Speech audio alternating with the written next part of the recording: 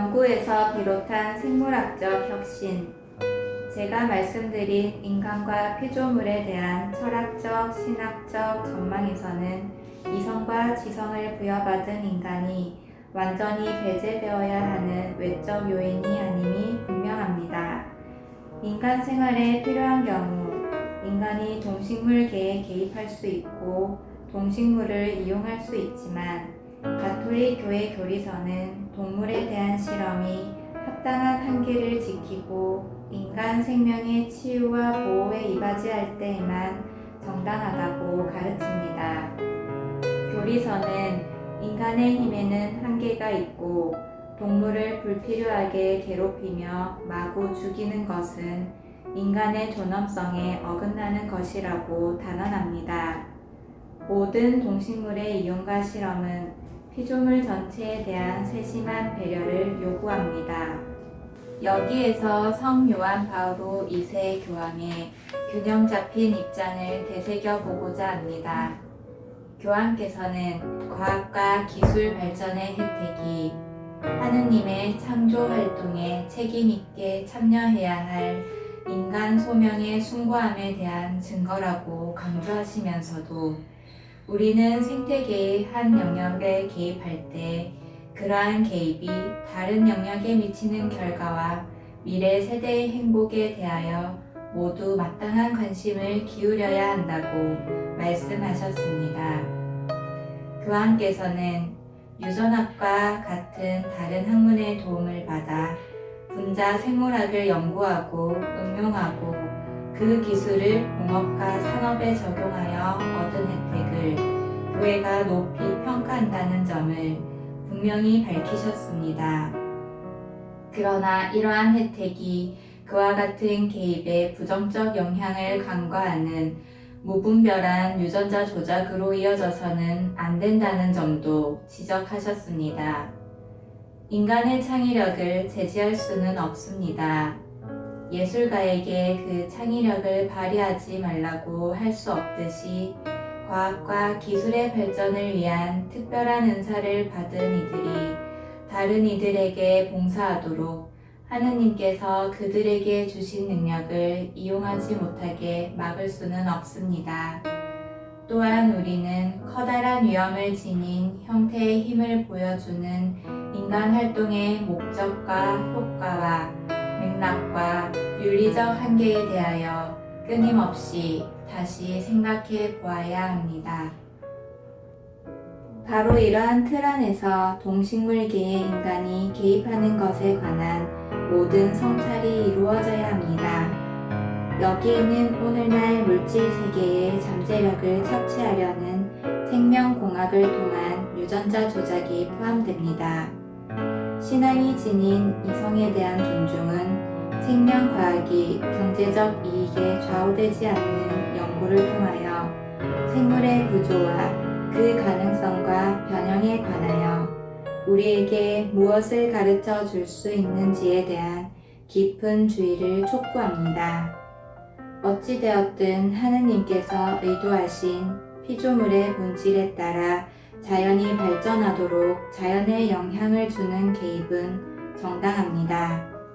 의학이나 농업 분야의 식물과 동물 유전자 변형에 대하여 일괄적 판단을 내리기가 어렵습니다.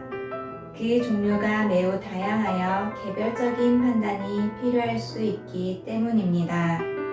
또한 이와 관련된 위험은 그 기술 자체 때문이 아니라 부적절하거나 지나친 기술 적용 때문에 발생합니다. 사실 유전자 변형은 자연에서 자주 발생되어 왔고 계속 발생하고 있습니다. 인간의 개입으로 비롯된 변형도 현대적 현상이 아닙니다. 예를 들면 동물 길들이기와 교잡 육종과 더불어 오래된 여러 일반적 관행들이 있습니다. 유전자 변형 곡물의 과학적 개발은 식물 게놈 변형을 자연스럽게 일으키는 박테리아의 관찰에서 시작되었다는 것을 상기해야 합니다. 그러나 자연에서는 이러한 과정이 천천히 진행되어 현재의 기술적 진보가 이룩한 빠른 속도와는 비교될 수 없습니다. 비록 그러한 속도가 수세기에 걸친 과학적 발전을 바탕으로 한 것이라고 하여도 비교되지 않는 것입니다.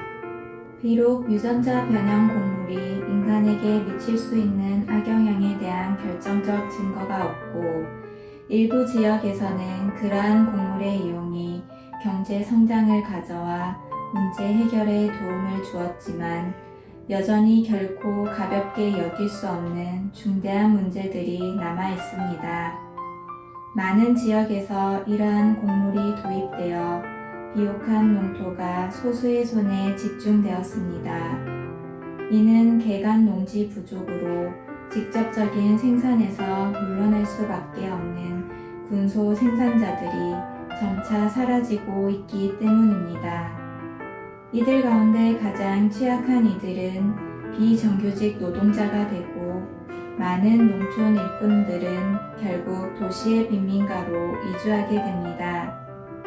유전자 변형 작물의 증산은 복잡한 생태계망을 파괴시키며 생산 작물의 다양성을 감소시키고 현재와 미래의 지역 경제에 영향을 끼칩니다. 여러 나라에서 곡물 생산과 그 재배에 필요한 여러 상품들의 생산을 독과점하는 경향이 증가하고 있습니다. 번식력이 없는 종자가 생산되고 있는 것을 볼 때 이러한 의존성은 더욱 심각해질 것입니다. 그래서 결국 농민들은 대규모 생산자에게서 그 종자를 구매할 수밖에 없게 될 것입니다. 분명 이러한 문제들에 지속적인 관심을 갖고 그에 관련된 모든 윤리적 측면을 고려해야 합니다. 이를 위하여 광범위하고 책임 있는 과학적, 사회적 토론이 이루어져야 합니다. 모든 가능한 정보를 고려하고 솔직하게 대화할 수 있어야 합니다. 때로는 정보가 모두 제공되지 않고 정치적, 경제적, 이념적인 특정 이해관계를 바탕으로 선별됩니다. 이는 다양한 문제들에 관하여 모든 변수를 고려하는 균형 잡힌 신중한 판단을 내리기 어렵게 만듭니다.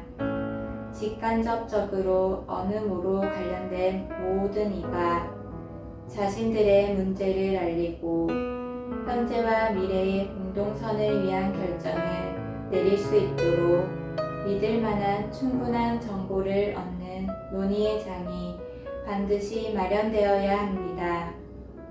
이는 복합적인 환경 문제이기에 포괄적인 접근이 필요합니다. 그래서 적어도 그 문제를 새롭게 조명하는 독립적이고 학제적인 연구를 위한 자금 지원 노력이 필요합니다. 다른 한편으로 일부 생태운동에서는 환경의 온전함을 수호하고 과학 연구의 제한을 정당하게 요구하면서도 때로는 동일한 원칙을 인간 생활에 적용하지 못하는 경우가 있습니다. 살아있는 인간 배열을 연구할 때 모든 제한을 넘어서는 것을 정당화하는 것입니다. 우리는 양도할 수 없는 인간 가치가 인간의 발전 수준보다 훨씬 중요하다는 사실을 잊어버립니다. 이처럼 기술이 위대한 윤리 원칙들을 경시하면 결국 모든 행위를 정당화하게 됩니다. 우리가 이 장에서 살펴본 대로 윤리를 배제한 기술은 자기 힘을 스스로 통제하기가 무척 어려울 것입니다.